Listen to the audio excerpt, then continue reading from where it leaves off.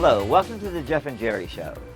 My name is Jeff, I'm the Borough Manager of Mount Pleasant, and my co-host, Jerry Lucia, looking down at us from heaven.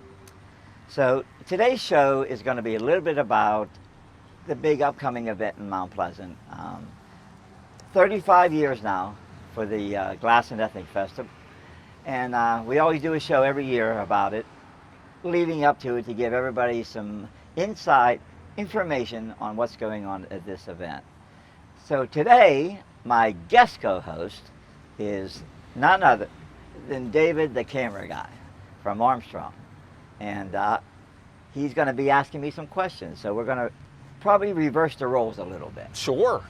Thanks for having me. Oh, well, thanks you for coming and filming too. Well, yeah. I mean, I am obligated to be here by my job, but yeah, I'm excited. This will be my first Mount Pleasant Festival. You've never been here? I've never been to this festival. Correct. Okay. 35 years, and you lived in Greensburg. I haven't lived in Greensburg for it? 35. Of course, I've heard of it. Yeah. Okay. But yeah, it was never on my radar until coming out here. I lived in Pittsburgh for most of my life and only moved out to Greensburg like 3 years ago. So okay, yeah, so I haven't been in this area that long. So. Okay, well, since you haven't been here before. Yeah, tell me about what this is all about. Well, 35 years ago, Jerry was the mayor. Actually, 36 years ago. He was the mayor for 1 year. He come to me and he said, hey, I want to do a festival. I did not know Jerry. He had known about me. Were you the borough manager at this point? No, I wasn't in the borough manager. Who were you? Why did he come to you? Well, he come to me because I had some experience in doing events. I had done events before. Sorry, your family was in the amusement carnies. Stuff. Well, yeah, but more of amusement stuff. Okay, all right. Okay.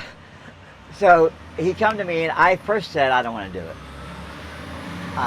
But you know, Jerry had that persuasion about him. I mean, he'd say, oh, it'll be fine. He was always positive.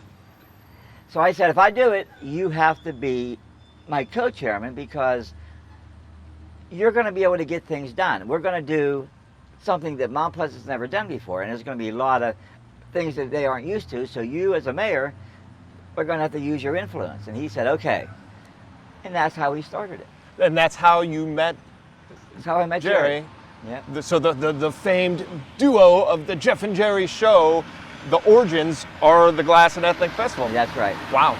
That's right. And we became friends, and really good friends over all those years. Yeah. And I'm going to tell you something, and I'll tell you the good and the bad. The good is we only had 2 fights in 35 years, 2 arguments.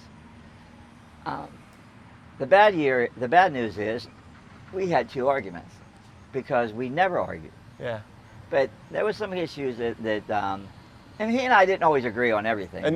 But they were both around the festival? They were both about the festival, yeah. Okay. Who won? He did, didn't he?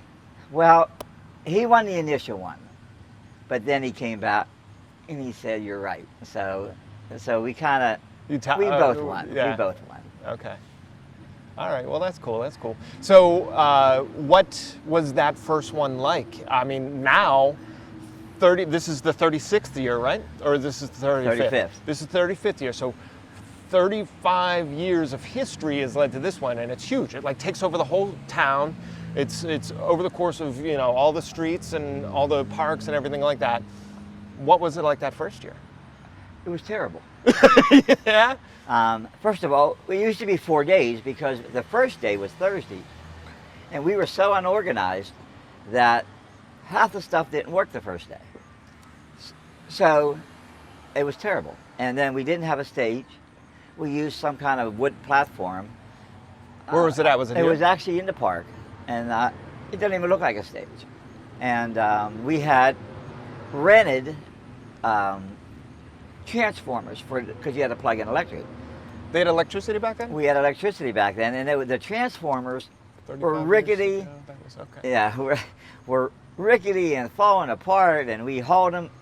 I think we hauled them from Uniontown, and it was just a nightmare. Yeah. But you had to get the first one under your belt.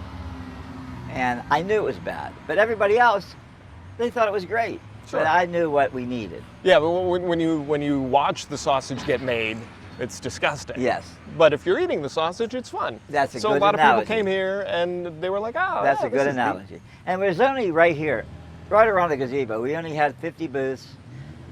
We only took just a little section right here. The entertainment was sad Yeah. first year. You want to name them by name? No. I don't even know if those people are still living. Yeah. Okay? Yeah. But no, it was not what I wanted. But it was Sure. But it was a start, and we just kept growing, and we had a plan. I had a plan, even though, again, I knew people was not going to widely accept it because it was new, and we were doing different things than they've ever done here. I just asked everybody to give us a chance to wait and see how it works out. And now, when did it turn the corner? What was the year that made the fifth year. Yeah. The fifth year. What was special about that one? We brought a band in from Nashville called the Girls Next Door. They were recording artists. C&C Lumber Company sponsored them. Not the Music Factory? No, but I want to tell you what happened. Again, electric was a problem. Uh-huh. The first note, boom, the power went out. That's a good band. The first note. Yeah. And the sponsor was sitting right up front. And I was there, obviously, because I wanted to see him too. And I'll never forget, he turned around and he looked. And I'm on the radio, I'm calling everybody. But we did get it fixed. And the show went on and everybody was happy. And he was happy. He was a sponsor a long time after that. Yeah. But those are the kind of things that happen. A story on a live show. Right, sure. So the music and the musicians that come here is a big deal with the festival. This year we got Molly Hatchet. Molly Hatchet. Friday night? Friday night. And no, we don't always get national touring groups. Okay. But because this is an anniversary year, you got to go all out. What are some of the other big names that have come to the festival? Foghat. Great White. The Outlaws. That's the lot of rock, lot of country. A lot of country rock. Yeah. Nice. But we do a lot of tribute bands in between the years. Okay. So but the national acts have been who I just said. In the past, previously, you and I had a conversation. You told me a fun story about Foghat. I don't know how much of it is allowed to be broadcast on TV. I'll just watch what I say. but they were fun, right? They were first to start out. They're from California, so they called me and they said, "Where are we having this at?" And I said, "It's going to be in the middle of our town." And they said, "Well, what size town is it? What city?" I said, "No, it's a town of about, at that time it was about 4,800 people." And he said, do you know what you're doing, what you're getting into? And I said, well, not necessarily, though I know, but... So, what year was this? This would have been... 80s, 90s? This would have been 20 years ago. Okay. So late 90s? Yeah. So because Foghat was big in the 70s, right? Yes. So this was the 90s resurgence of the popular 70s stuff. So they're probably going out and used to playing big places downtown Pittsburgh. Well, blah, the blah, night blah. before they were at Oklahoma State Fair. Okay. Then they came here, and then they did the Sun Dome in Florida. Wow. I know. So now I'm telling them it's a gazebo. In between these two huge shows, they're is right here. Right here on this stage. This is it. That's fun. So he was not very friendly. So then they send you a rider. This is Mr. Foghat? No, this is the road manager. Okay. So then they send you a 5-page rider of just what they want extras, not the contract. So they showed what they wanted, and I never heard of some of this stuff. So I called them back as another Like they wanted equipment and stuff? No, Or- no, the equipment we had taken care of. So what was in the rider? Food, transportation, extra towels, where they were going to be, Yeah. Okay. their dressing room, all that kind of extra stuff. So I said, I don't even heard of this stuff. So he said, well, just substitute it the best you can. I said, okay. So we had a big spread for what they wanted, and we had it up at the ambulance service. So now they come, and the road manager, he was not thrilled. Now we're paying him, so they're going to perform. He was not thrilled. So the band, Mr. Earl, who started the band at Foghat, very cool guy, come up and said, hey, great to be here, nice to meet you. We're going to have a great show. So he was good. So I felt comfortable. But we had to get the back line for the band. They don't tour with the equipment anymore. Okay. I had to have 2 sets of drums. The first set we set up for him, and he's there at the sound check. He said, I don't like it. He didn't like the drums? Yeah. Okay. So I said to our sound guy, who really did a great job doing it, I said, what's he mad about? He said he don't like the drums. Were they not drummy enough? I have no idea. Or maybe they were too drummy. They were probably too drummy. I have not. So we had to tear him down and set the backup drum set. He didn't like the heads. We had to run to Pittsburgh the day of the show to get new heads. Then I said, what if he don't like the heads? So now he's testing them again. He gave the old okay sign, okay? So the show was getting ready to go on, and then they did the sound check. It was so loud that I said, is it going to be that loud for the show? And he said, this was their sound man. He said, yeah. He said, it's 127 decibels yesterday. He said, it's going to be 127 decibels tomorrow. He said, what do you think it's going to be here? I said, 80. He said, no, 127 decibels. I said, that's loud for here. He said, well, the crowd will deafen it. The crowd will keep the noise down. More like they'll deafen the crowd. Yeah. So the show went on, and I asked the band how they would like to be introduced. And he said, well, we just have a CD we put in. It plays one of the songs, and then we go up on stage. So I had our ambulance service. I said, I want to do something different. So the road manager, again, not excited about that, but Mr. Earl, he said, I want to hear it. So I said, I'm going to put you in the ambulance. I'm going to have the ambulance drive down here and back up to the gazebo as if there's a problem. And then with all the lights and sirens on, and then as we're ready to go, the door will open up and fog will roll out, and you coming out of the ambulance. He said, it's a deal. Wow. So where pulled up right we up pulled here? up right in the alley, right next to the stage. Oh, wow. So now I'm up there talking, and there it is. It's full here. That's probably the biggest crowd at that time we've ever had.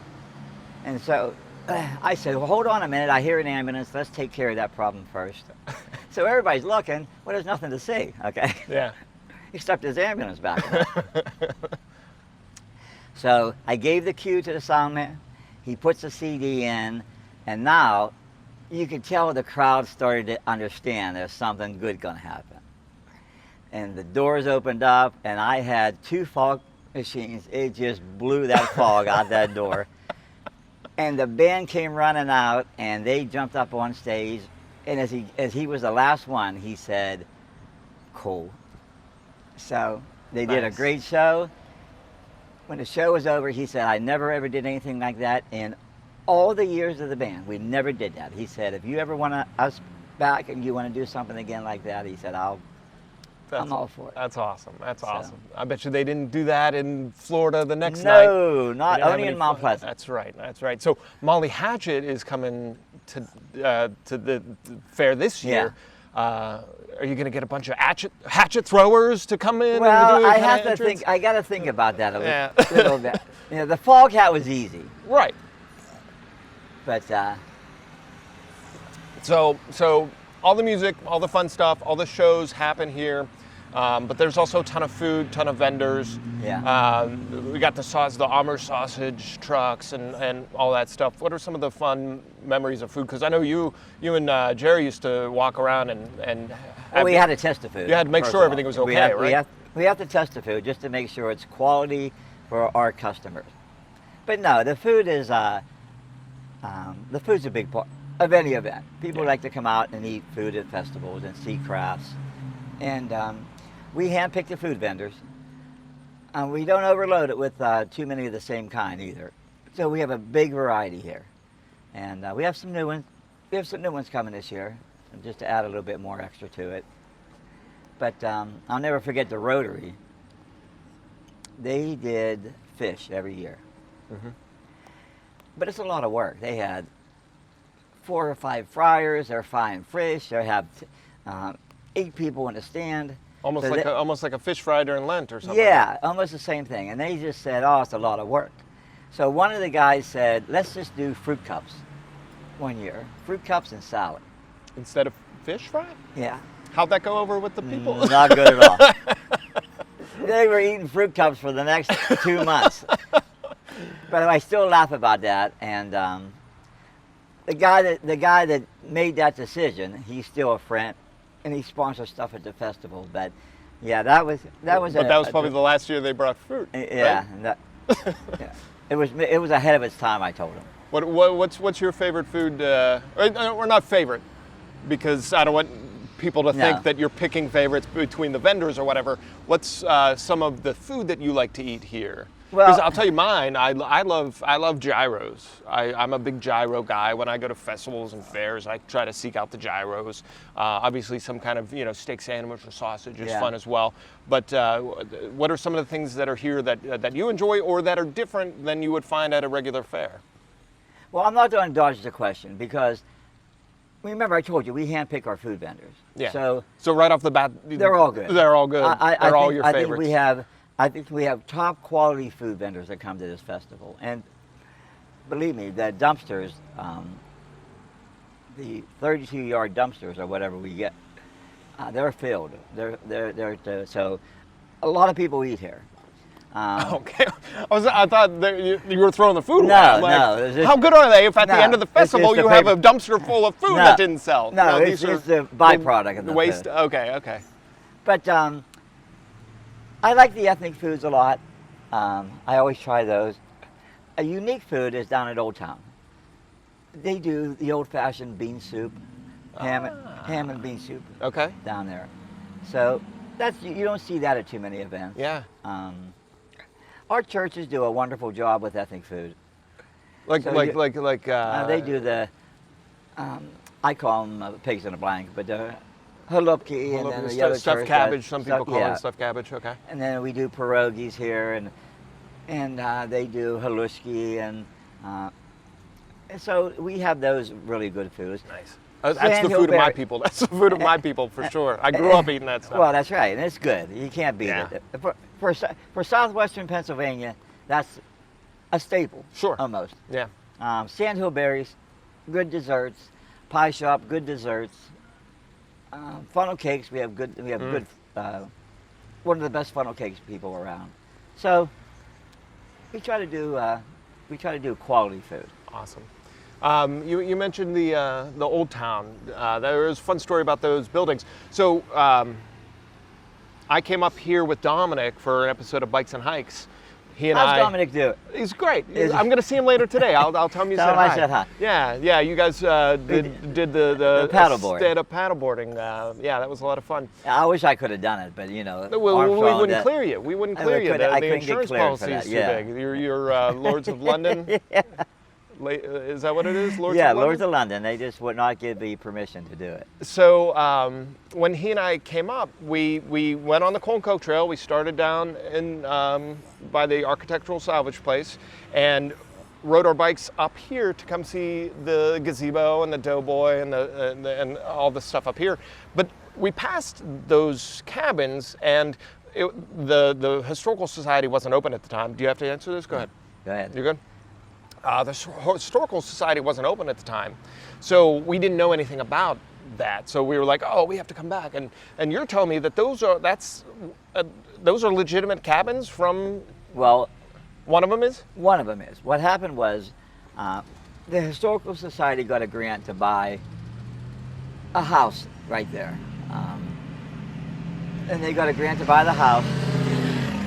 So they started to tear the house down, and inside the house was a cabin. So I find out later on that that's not necessarily unique. People have had cabins and built houses around them. Well, they found one here, and it happens to fall right along the Festival Street. So inside the walls, the house was built up around a cabin. A cabin. That's insane. I know. So what was it? What was it about that house that made the Historical Society want to buy it in the first place? Did they suspect there was a cabin in there, or was it historical on its own, and then they discovered it while renovating? No. Or they just wanted the property and tear it down and build other stuff? Yeah, they wanted to buy the property and then buy a cabin. Okay. From another town and put there. Yeah. So they had their own. Now they found a cabin. Wow. What are the chances of that? Well, I guess maybe around here, maybe more frequent. More than you think, but it's still infrequently. Yeah. Well, how was it a brick house that was around it, or was it like? No, it was the normal. Okay. Siding. So if you live in a house in Mount Pleasant right now, tear down your walls and see if there's a cabin there. Well, I think the inside of the walls was the cabin. I think they could tell, but on the outside, you couldn't tell it was a cabin. Okay. All right. Don't damage your house. No. Not to find a cabin, but anyhow. Yeah. So then we ended up building a section, a themed area called Old Town. Okay. And it does help the Historical Society. It's their biggest fundraiser of the year. Yeah. And then they do lots of activities. So they ended up buying another cabin that they were originally going to buy when they were going to tear the house down, and they added the second cabin. So they moved that here and rebuilt it. They rebuilt it next to it. Okay. Yeah, and they rebuilt it piece by piece. Wow. Or log by log. So it is authentic, just not to this area. The other one was here. Well, actually, the other one came from Armstrong. So it is from the area. Oh, it's so just not from the town. It wasn't discovered there at that spot. Not the second one. Okay. The one they bought to add to it. The one that they bought to add to it was from brought Armstrong. From Armstrong. Okay. Yeah. But the other one, it was right there. It was right there. Wow. Okay. That's fascinating. That's cool. I want to go in there sometime and take a look at the well, maybe the festival would be a good chance. Society. Oh, that's a good idea. And I'll get some ham and bean soup because I love ham and bean soup. It is very good. Yeah. It's very good. And they give you bread with it, so. Awesome. Well, any last stories or anything you want to say about this year's or years past? I'll give you one. So, a lot of talent agencies call us from all over. Try to headhunt you to host the Jeff and Jerry show well, on another that place? too. Is that... That too, but then to bring music here. Oh, okay. So we've had agencies bring us from Philadelphia, New York. They'll bring bands here to showcase the bands. Okay. So one band from one agency from Nashville, Morris, something Morris, big name. William and Morris? William and Morris. So they called me. They said, hey, we'd like to, we have a routing, we have a guy coming through, and we're really promoting this guy. We think he's going to be big. And this was back probably 25 years ago. And he said, his name is Alan Jackson. He said, what do you think? I said, I never heard of him. He said, well, that's right. He said, he's gonna cut out an album. We want to introduce him. We think he'll be big. Well, now 5,000 back then was a lot of money. So I said, let me think about it. So I called back and turned it down. I know. And that was one of the ones I wish But you don't get them all right. Right. Then I had a call about another guy. When And his name was Elvis Presley. no, the achy breaky heart guy.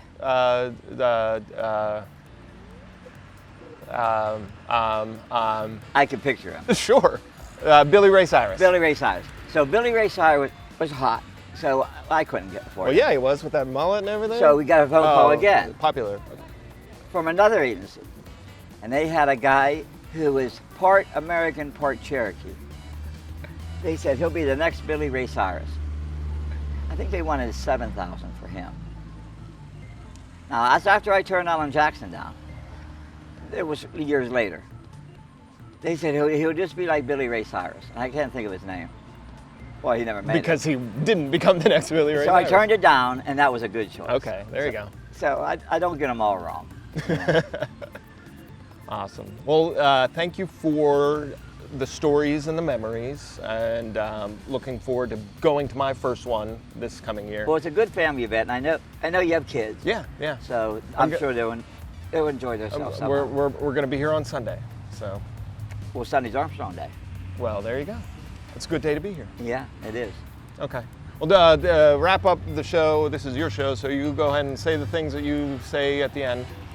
Well, I hope everybody enjoyed the show. Hope you learned a little bit of the background of the festival. I believe we're going to do a show at the festival. Yeah, we'll do some stuff. So, for the man upstairs, Jerry, this is Jeff saying thanks for watching and listening to the Jeff and Jerry Show, and thanks to Dave.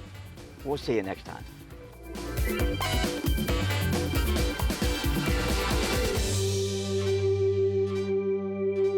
Yeah. From the Bikes and Hikes show. I wanted to be like, hey, yeah, did you see that episode of the Bikes and Hikes that wasn't featured your town in? And you'd be like, no. I'd be like, oh, really? You didn't watch that? I watch all of your shows, Jeff. I watch all of yours. I'm not always on my game.